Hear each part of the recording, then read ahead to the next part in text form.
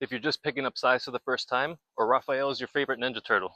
I'm going to show you guys how to do some things with the Sais, like spinning, how to be safe while using these, because they are very dangerous, and how to get more fluid with your own drills, and how to practice with these things so that you can level up your skills using Sais. When you're going to pick a pair of Sais, you want to make sure that the Sai are not too small. You want to have them up to the elbow, a little bit lower if you can, like an inch off away from your elbow, so that you can do different techniques, and then it's not too small for your hands. If you have something that's a little bit too big, it might be difficult to wield, and if it's too small, it's not going to be as easy to do some of the movements you would have to do with your Sais. One of the first things you have to learn with the Sai is how to grip the Sai. You can have a basic grip right here, all your fingers, and you're leaving this a little bit loose, like as if you're using the swords. More grip on the pinky, a little bit less as you go up, so that you can do different spins here. You can have your fingers ready to go for the different spins we're going to learn. And then also, you can have another grip where you have your finger here, two fingers here, or inside with both fingers. I don't recommend doing this if you're doing sparring or combat, depending on what the moves are or what you're fighting against. If it's a bladed weapon or a blunt weapon, you want to have them further down so that that way, if you have to catch, you can move the weapon out of the way, and you're not going to have your finger in the way of the other person's weapon if you're trying to parry or you're trying to catch the other weapon. That's something you got to keep in mind. So it's nice to have your fingers for the flashy moves and all the tricks, but when you're actually doing combat, I would keep them out here so you have space, move the weapons out of the way, and it's going to be a lot better on your hands. You're not going to take as much impact, or the weapon won't slide off and hit your fingers if it's too close to the top right here. So just a little bit lower. If you want to have them lower to the end, it's okay. Or up here, just find something that's comfortable for you, where you're not going to lose the power when you're striking, and you still have enough control to do all the other movements you have to do. And then going on to the next one, how to do this right here. So before we get into the spins, you gotta learn how to do these right here in the inside, where you're holding the Sai, and then you can come out and strike, putting your thumb in between the prong of the Sai, and you're holding it in here, and you're able to switch back. When you're doing this, you can have it like this along your forearm, and when you're gonna pull out, you hold on the side with your fingers and snap forward. Easy. From your thumb, snap forward like a strike, a basic strike, going forward and back. And then do both hands here, back. Something that I like to do for drills is, while you're working on this technique, you're here, pull inside, strike, come back, strike. Then you're gonna go switch position to the middle, strike, strike, low. Now when working on these ones here, you can do these basic punches going in. If you had your regular fighting stance, if you do MMA or any other fighting styles, you could still incorporate your same movements you would do with your punches, but you would have the ends here. And then you can hold the Sai, the end of it here, or you could have it like this, Wolverine style, in the inside of your hands. And even the ends here will still do a lot of damage if you go outwards, and you can strike out. Moving on to the spins. So this, always make sure that your feet are out, so you're not going to hurt yourself if you drop the Sai. Now for the spin, you can do two fingers or one finger. I find that it's easier to keep the rotation going with one finger, and it'll be a little bit easier to keep the Sai from falling with two fingers.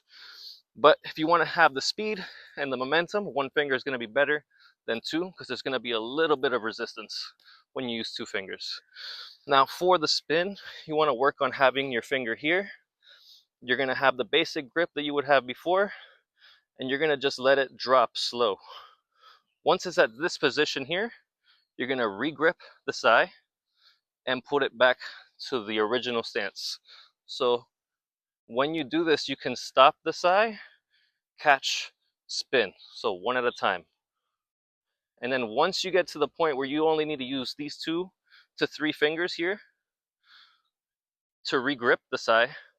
Then you can start doing it a little bit faster, and your rotations are going to be a lot more fluid.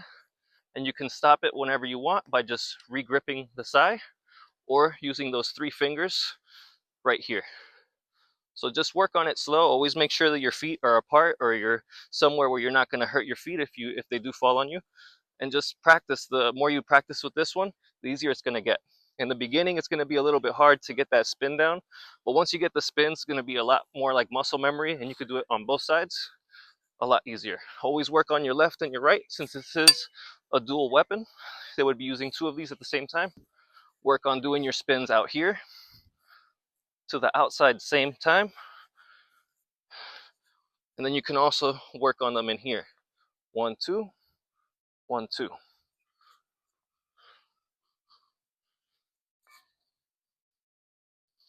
And then if you wanted to, you can bring them up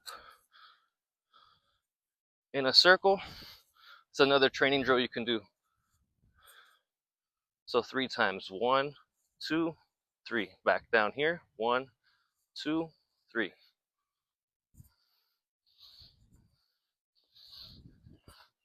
And if it does slip, don't feel bad. This is very difficult, and in an actual combat situation, you would not be spinning these.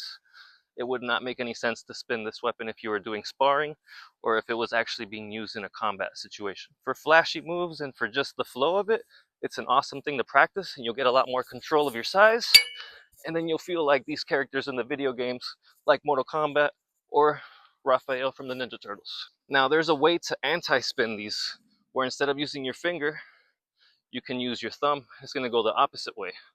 So instead of going here, you're going to put your thumb, let it drop, and recatch to regrip.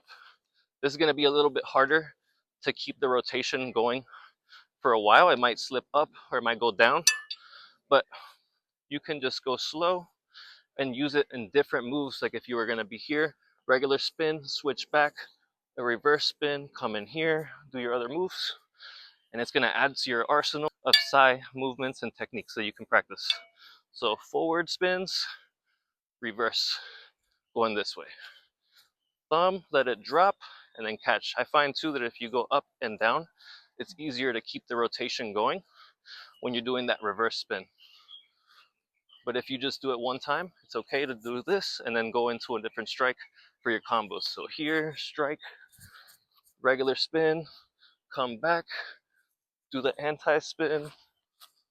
You can always switch up your movements, and then you have extra moves that you can practice with your sais. Another thing the sai are really good for is stabs and thrusts.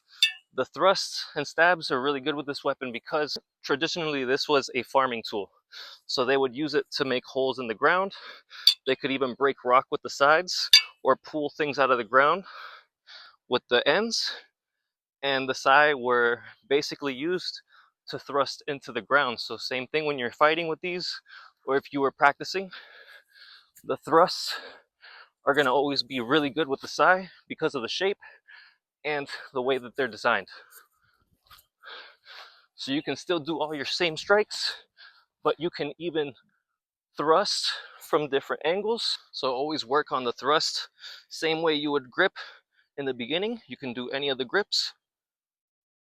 Here, pull forward, punch forward, and do all the different angles you would with any of your other training drills. Also, working on going forward, stepping forward, and stepping back. Now, as I said, this was a farming tool, so if you were actually in combat and you were very close, you could still use the ends of the sai to do damage. So this is a very dangerous side of the sai. You can hurt yourself with the ends too, so always be careful. These are still just as bad as getting hit with the ends or the tip of the sai. So if you were here going from afar, you could still use it to block the weapon out of the way, trap, come in and trap. You could do different movements with these ends here. So this is really good for trapping. If somebody had a staff or a sword, you could still come up and try to use the length of your sai to make it slide. You can bind with them in here and trap. and you can still hit with the end here and the back of the sai, the pommel. So you could pommel strike, come up here with the stab, still hit them with another pommel, come back, strike, strike, thrust.